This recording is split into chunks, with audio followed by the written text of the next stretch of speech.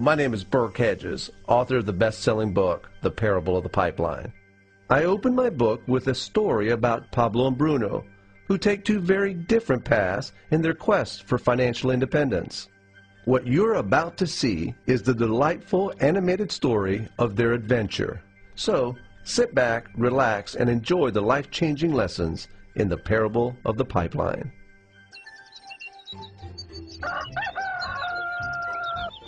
Far away, in a small village, near a beautiful valley, lived two friends, Pablo and Bruno. They were both young and dreamed of a better life for themselves. They'd often discuss their dreams about how they would become the most successful men in the village.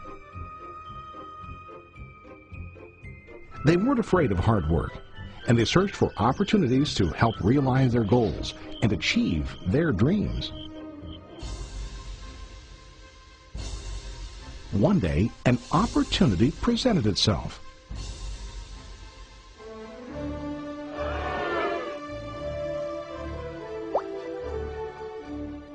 The mayor of the village decided to hire two people to bring water from a spring up on the mountain, across the valley, back down to the village. They were to be paid based on the amount of water delivered to the village. Bruno and Pablo enthusiastically got to work. Every day, from morning till evening, they carried buckets to and from the spring. They worked hard, carrying water to the village. In the evening, they'd return home with their day's wages.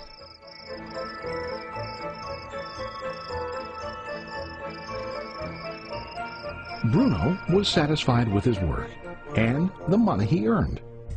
He was sure that with this work he could achieve his dreams. Bruno thought that to increase his wages he could use bigger buckets to bring more water each trip.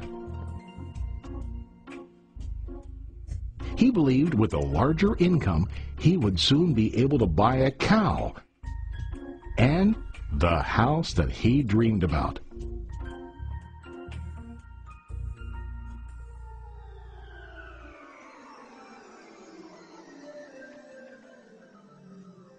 Now Pablo was not satisfied.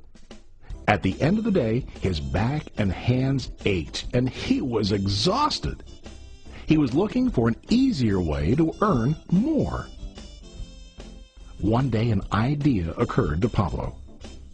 He imagined building a pipeline to deliver the water from the mountain spring to the village. With this pipeline, he could get more water to the village without carrying buckets back and forth from the spring to the village. Soon, he got very excited about his idea and began to plan. Pablo, of course, shared his idea with his friend Bruno and asked him to join with him to work on and help build the pipeline. Bruno thought the idea was crazy. All Bruno could think about was what his money could buy today and how to get it quicker. He felt that building a pipeline would slow him down and delay him in achieving his goals.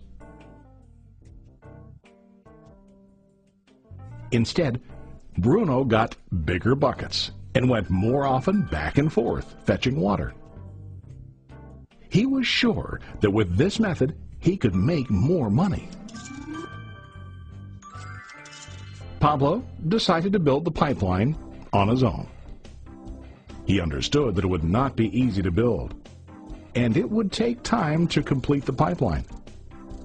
Pablo knew that it could take several years to finish, but he set his mind on his goal. Every day he worked and carried water like before. But on weekends and during his spare time, he worked hard to dig in the rocky soil and build his pipeline. In the first month, there was little to show for his work.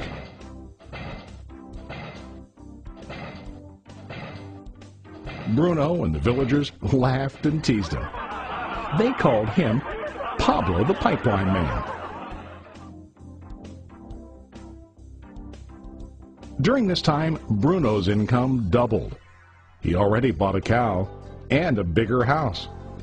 His lifestyle changed. He now spent time after work in the bar, enjoying his hard-earned wages from delivering water.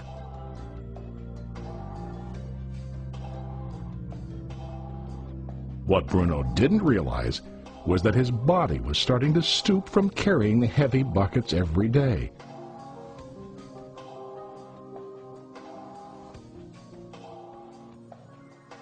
His face looked worn and his body tired. Soon, he began to carry less and less water due to the wear and tear on his body.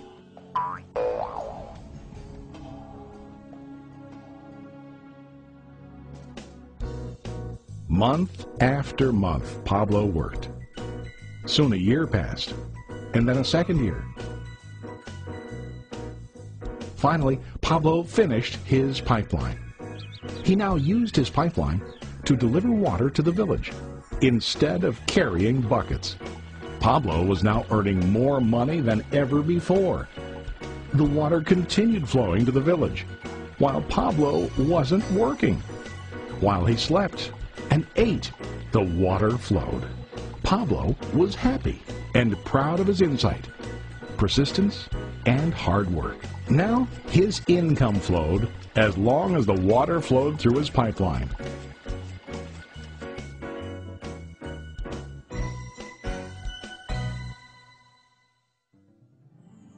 The story of Bruno and Pablo is a reflection of life.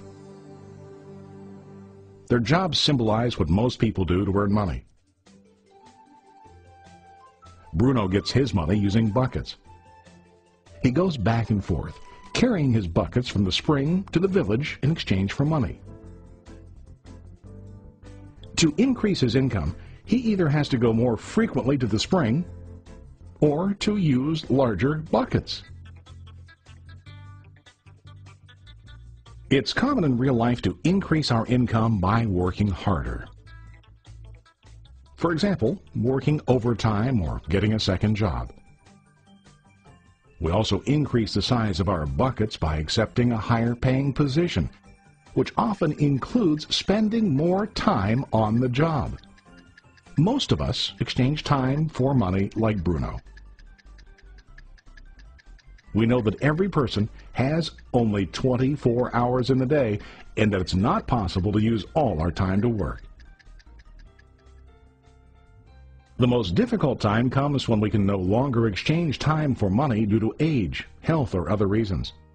Then, our income stops.